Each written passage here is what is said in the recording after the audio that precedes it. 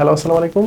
রোহিত শর্মা যদি ইন্ডিয়াকে world cup জেতাতে সাহায্য করে বা ইন্ডিয়ার প্রত্যেকটা খেলোয়াড় এবং প্রত্যেকটা বোর্ড কর্মকর্তা এবং বিসিসিআই সভাপতি থেকে শুরু করে প্রত্যেকটা সদস্য সদস্য যদি রোহিত শর্মার উপরে সেই বিশ্বাসটা রাখে, তাহলে বাংলাদেশের তামিম ইকবাল খানের উপরে কেন সেই বিশ্বাসটা রাখা হলো না এবং তাকে কেন ষড়যন্ত্রের মাধ্যমে আন্তর্জাতিক ক্রিকেট থেকে বাদ দেওয়া হলো এবং তিনি এখন পর্যন্ত আন্তর্জাতিক ক্রিকেটের বাইরে আছেন। তিনি কবে ফিরবেন, কবে দলের হয়ে খেলবেন, সেই নিশ্চয়তা কিন্তু কেউ দিতে পারতেছে না, বা সেই নিশ্চয়তা কিন্তু আমরা নিজেরাও পাচ্ছি না। যেখানে রোহিত শর্মা ইন্ডিয়াকে ওয়ার্ল্ড কাপ জিতাই দিল এবং ইন্ডিয়ান ক্রিকেট বোর্ড তাদেরকে যে একটা বড় ধরনের বোনাস দিল এবং তাদেরকে যে সাপোর্টটা করলো ইন্ডিয়ান ক্রিকেট বোর্ড বা ইন্ডিয়ান প্রত্যেকটা প্লেয়ারদের যে পারফরমেন্স, সেটাতে কিন্তু রোহিত শর্মার একটা বড় একটা ইম্প্যাক্ট কিন্তু অবভিয়াসলি আছে। আপনি এই সেম দিকটাই হচ্ছে এই বাংলাদেশের দিকটা একটাবার চিন্তা করে দেখেন যে তামিম ইকবাল খান যখন বাংলাদেশ দলের ওডিআই ক্যাপ্টেন ছিল, তখন সেই দলের চেহারাটা কেমন ছিল। তখন প্রধান কোচ ছিল রাসেল ডমিঙ্গো, তার আন্ডারে প্রায় 10টার সিরিজ খেলে, সেখান থেকে 7টা সিরিজ তারা জিতে যায় এবং তখনকার বাংলাদেশ আর এখনকার বাংলাদেশের মধ্যে অনেক বেশি পার্থক্য। সো এই বিষয়টা নিয়ে আমি কথা বলবো, সাথে হাসিম রিজান। ভিডিওটা যদি ভালো লাগে অবশ্যই চ্যানেলটাকে সাবস্ক্রাইব করে পাশে থাকবেন। সো আপনি যদি চিন্তা করে দেখেন যে ইন্ডিয়ান ক্রিকেট বোর্ড তাদের ক্যাপ্টেনের যে ইনভলভমেন্ট প্রত্যেকটা প্ল্যানে, প্রত্যেকটা টিম সিলেকশনে বা প্রত্যেকটা কাজের আগে যে তাদের ক্যাপ্টেনকে যে পরিমাণ ইনভলভ করে বা ক্যাপ্টেনদেরকে যে পরিমাণ দাম দেওয়া হয়, সেই দামটা কিন্তু বাংলাদেশে কখনোই দেওয়া হয় নাই। আপনি যদি মাশরাফির কথা চিন্তা করেন, মাশরাফিকেও একটা সময় হচ্ছে এইসব এইসবের বাইরে তাকে রাখা হয়েছিল। আপনি যদি সাকিব আল হাসানের কথা চিন্তা করেন, তার ক্ষেত্রেও সেম ঘটনাই ঘটেছে। আশরাফুলের কথা বলেন, তার ক্ষেত্রেও সেম ঘটনাই ঘটেছে। সো বাংলাদেশ ক্রিকেট কিভাবে উন্নত করবে বা কিভাবে উন্নতি করবে, সেই জিনিসটা কিন্তু পাশের দেশ ভারত থেকে কিন্তু শেখাটা উচিত ছিল বাংলাদেশের। বাট বাংলাদেশ কিন্তু সেই শিক্ষাটা নিতে পারেনি। আদৌ আদৌ কখনো শিক্ষাটা নিতে পারবে কিনা সেটা নিয়ে একটু সন্দেহ আছি আমি। কারণ আপনি একটাবার চিন্তা করে দেখেন যে বাংলাদেশের হয়ে তামিম ইকবাল খান তার যে ক্যারিয়ারটা শুরু করে এবং রোহিত শর্মা যে তার ক্যারিয়ারটা শুরু করে, দুজনের ক্যারিয়ারটা প্রায় সিমিলার অবস্থায় তাদের ক্যারিয়ারটা শুরু হয়।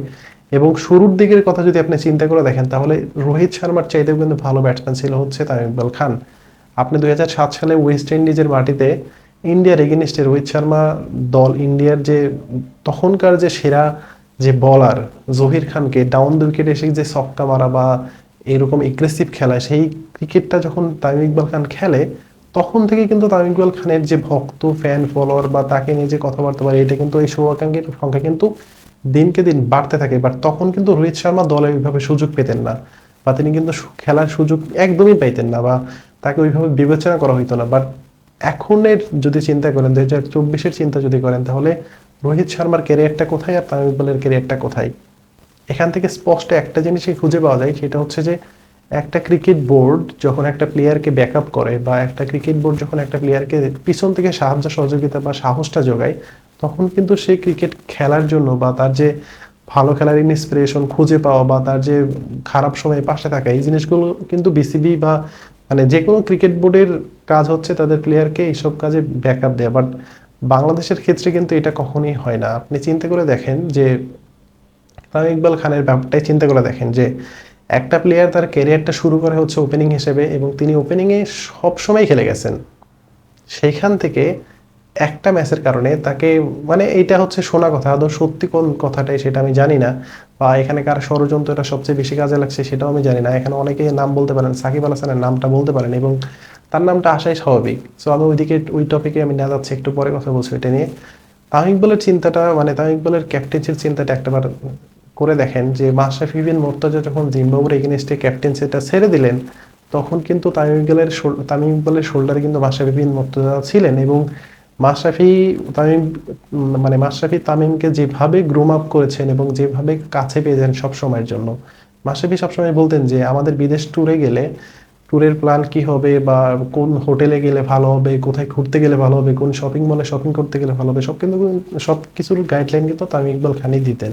এবং তিনি যে দলকে হ্যান্ডেল করার যে অ্যাবিলিটি রাখেন, সেটা মাশরাফি বিন মুর্তজা সেই প্রেস কনফারেন্সেই তিনি বলেছিলেন। বাট তাকে যখন ক্যাপ্টেন্সি দেওয়া হয়, এরপর থেকে দলটা কিন্তু অনেকটুকু চেঞ্জ হয়ে যায়। দলের মধ্যে ভালো পারফর্মার ঢুকে, সবাই ভালো পারফর্ম করে, সবাই দেশের জন্য খেলে। বাট প্রবলেম হচ্ছে যে এই যে ভালো খেলা বা এই যে দলের জন্য সবাই উজাড় করে দেয় খেলা, সেই খেলাটা বা সেই দলটার মধ্যে কিন্তু একটা গ্রুপিং সৃষ্টি হয়ে যায়। সেটা কিন্তু একমাত্র ওই সাকিব আল হাসানের কারণেই।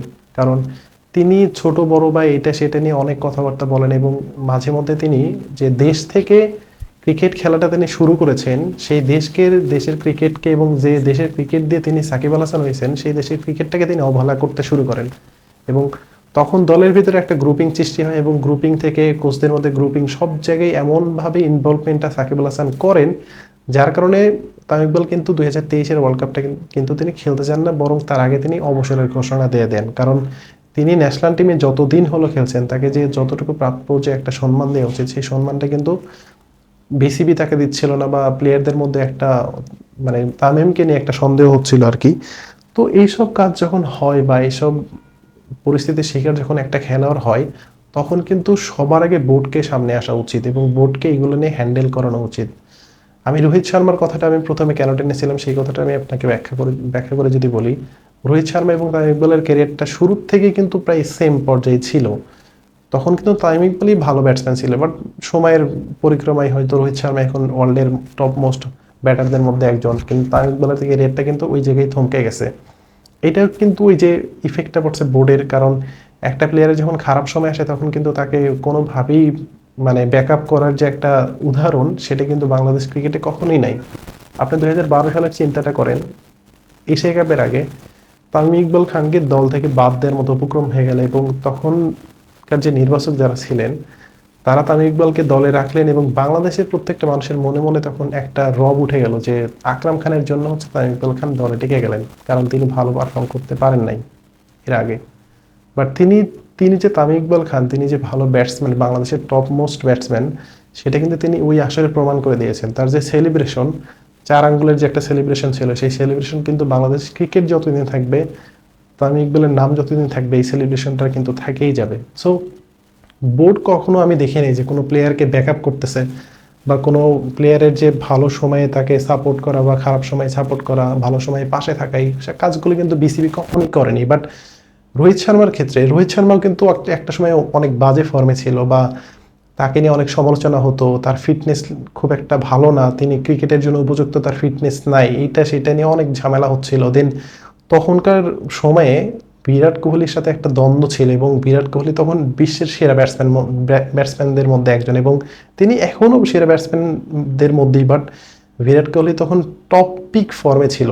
সো এইরকম একটা প্লেয়ারের এগেনিস্টে রোহিত শর্মাকে দাঁড় করানো একটা বোকামি ছাড়া কোনো কিছুই হচ্ছিল না, বা এরকমভাবে রোহিত শর্মা এবং বিরাট কোহলির মধ্যে যে দ্বন্দ্বটা সেটা কিন্তু সামনে চলে আসে। এবং তখন যে রোহিত শর্মাকে যে বিসিসিআই যে তাকে ব্যাকআপ করে, বা তখনকার যে সভাপতি ছিল হচ্ছে সৌরভ গাঙ্গুলি, তাকে যে তিনি যে রোহিত শর্মাকে এইভাবে ব্যাকআপ করেন এবং সেই সাহসটা যখন রোহিত শর্মা পান, সেই রোহিত শর্মাই কিন্তু দেখেন গত আইসিসি টেস্ট চ্যাম্পিয়নশিপের ফাইনাল খেলেছে, ওডিআই বিশ্বকাপের ফাইনাল খেলেছে, দেন 2024-এ টি-20 ওয়ার্ল্ড কাপের মানে শিরোপাটা তারা কিন্তু ইন্ডিয়া জিতে গেল। এবং রোহিত শর্মাকে ক্যাপ্টেন করার পিছনে সবচেয়ে বড় ভূমিকা কিন্তু ওই সৌরভ গাঙ্গুলিরই ছিল।